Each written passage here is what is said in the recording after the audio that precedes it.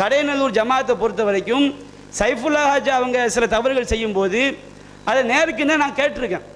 நேருக்குன்னு இந்த மாதிரி தவறுகள்னு சொன்னால் நான் குடும்ப பேரை சொல்ல விரும்பலை, ஏன்னா சபைக்கு வந்து நல்லதாக இருக்காது. ஒரு கல்யாணம் நடக்குது, அந்த கல்யாணத்தில் வந்து அந்த நான் தெரு வழியாக வர்றேன், தௌஹீத் கல்யாணம்னு சொல்கிறாங்க. பாதி தெருக்கு பந்தல் போட்டிருக்காங்க. உதயசூரியன் ஆர்ச்சி வந்து அந்த கல்யாணத்தில் வைக்கப்பட்டிருக்கு. உதயசூரியன் கொடி வந்து திமுக கொடி வந்து பறக்குது. ஏறத்தாழ 4 நாட்களோ 3 நாட்களோ சாப்பாடு என்ன செய்யுது நடக்குது. அப்போ நம்ம ஜமாத்தில் வச்சு தான் கல்யாணம் நடக்க போகுதுன்னு சொல்லி தகவல் வருது. அப்போ நான் அந்த திருவழியாக வர்றேன், என்ன பண்ணுறேன்னு சொன்னால் நேராக சைஃபுல்லா ஹாஜா அவங்கள்ட்ட வர்றேன். அவங்கள்ட்ட நான் சொல்கிறேன், அடுத்து இந்த மாதிரி அநியாயம் பண்ணுறாங்க, உதயசூரியன் ஆர்ச்சிலாம் கட்டியிருக்கிறாங்க, திமுக கொடியெல்லாம் பறக்குது, நம்ம வந்து கல்யாணம் நடத்தி வைக்கிறோம், இது எந்த வகையில் இது நியாயம், இதை நம்ம தட்டி கேட்கக்கூடாதா, அந்த கல்யாணத்தை நம்ம நடத்தி வைக்காமல் இருந்தால் என்ன அப்படின்னு சொல்லி நான் கேட்குறேன். அப்போ சைஃபுல்லா ஹாஜா சொல்கிறாங்க, நம்ம தரப்பில் தப்பு இருக்கான்னு பாருங்கள். நம்ம தரப்புனா பொண்ணு வீட்டு சைடு, மாப்பிள்ளை வீட்டில் எந்த அநியாயம்னாலும் பண்ணிட்டு போகட்டும், நம்ம தரப்பில் தப்பு இருக்கான்னு பாருங்கள் அப்படிங்கிறாங்க. அப்போ எனக்கு வந்து ரொம்ப வேதனையாக போகுது. அப்போ அந்த கல்யாணத்தில் வந்து ஜமாத்துலேருந்து எல்லாருமே போய் கலந்துக்கிறாங்க.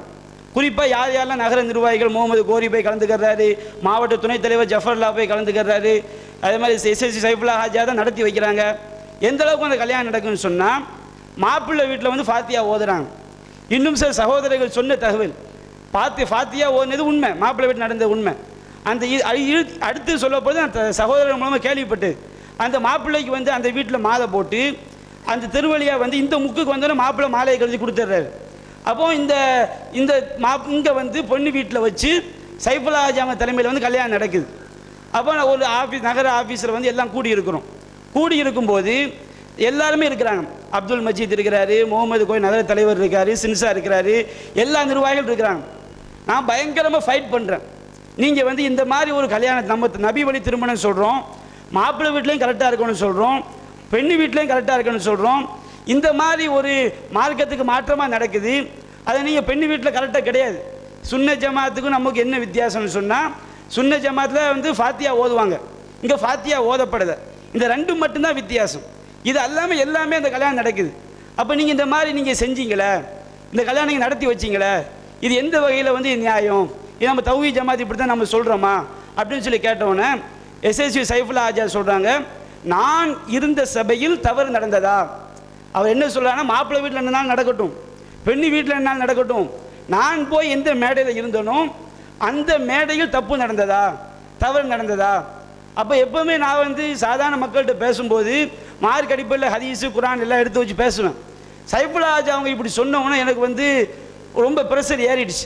அங்கே என்ன இப்போ நான் வந்து கரெக்டாக பேசாமல் நீங்கள் என்ன பேசுகிறீங்க, இந்த மாதிரி தான் நீங்கள் பேசலாமா, இப்படி தௌஹீத் ஜமாத் சொல்லுதான்னு சொல்லி திரும்ப சொல்கிறேன். அதாவது கடையநல்லூரை பொறுத்த வரைக்கும் திருமண விஷயங்கள் நம்ம தௌஹீத் ஜமாத் நம்ம என்ன சொல்கிறோமோ அதுக்கு நேர்மாற்றமாக பல அம்சங்கள் நடக்குது.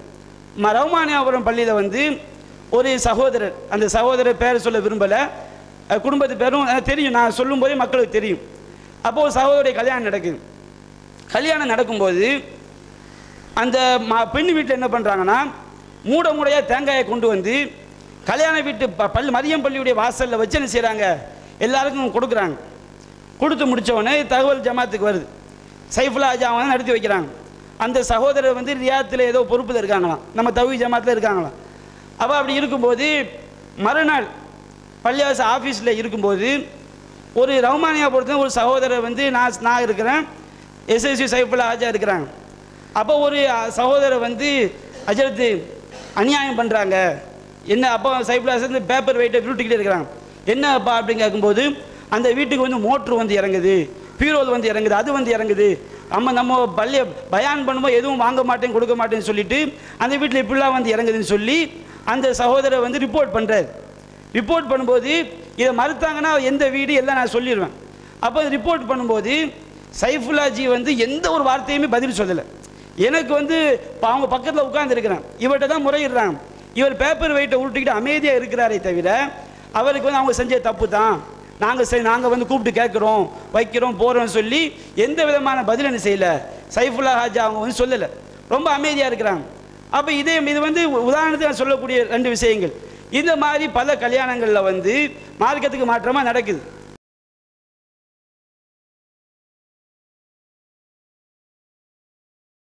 எஸ்எஸ்சிஓ அவங்களுக்கு வந்து தக்வா பள்ளிவாசல் பக்கத்தில் வீடு ஒரு வீடு இருக்குது.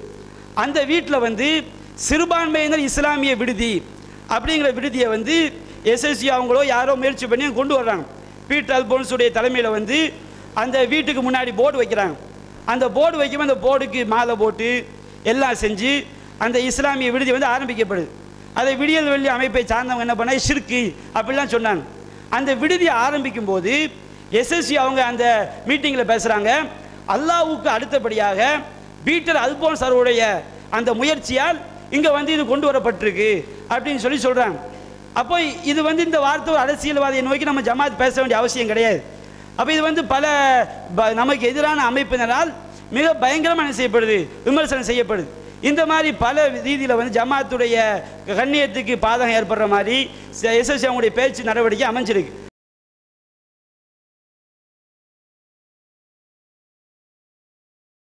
அதுபோன்று திருமண விஷயங்கள்லையும் அவங்க ரொம்ப விட்டு கொடுத்து போகிறாங்க.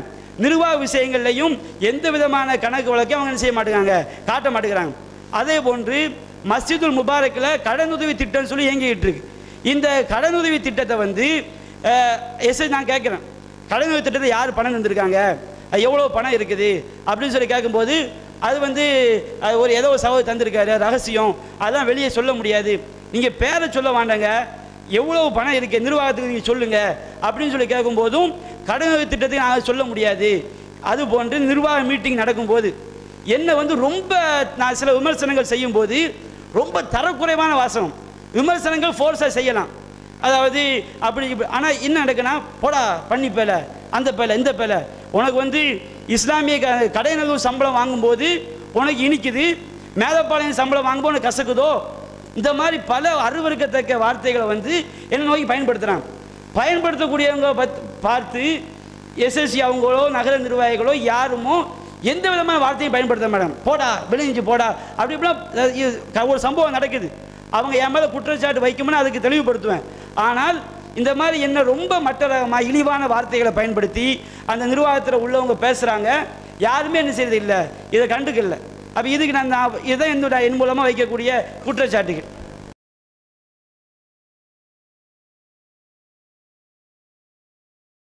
இன்னும் சொல்ல போனால் உங்கள் முபாரக் பள்ளியுடைய அந்த பிரச்சனை வந்து பத்திரத்தில் வந்து ஜாக்கில் இருக்குன்னு தானே கேஸ் நடந்துக்கிட்டு இருக்கிறது.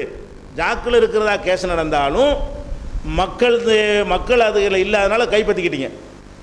புரியுதா உங்களுக்கு? மக்கள் நினச்சாங்கன்னா பேப்பரில் இருந்தால் கூட மாற்றி கைப்பற்றிக்கிடலாம்.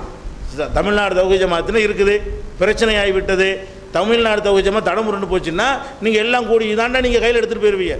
உள்ளூர்காரன் தான் சொத்தை எடுத்துக்கிடுவானே தவிர அவங்க வந்து பேப்பரை வச்சுட்டு ஒன்றும் செய்ய முடியும், ஜாக்கு ஒன்றும் செய்ய முடியலை, மேலே படத்தில் ஒன்றும் செய்ய முடியலை. இதெல்லாம் சங்கமாக இருக்கும்போது முடியும்.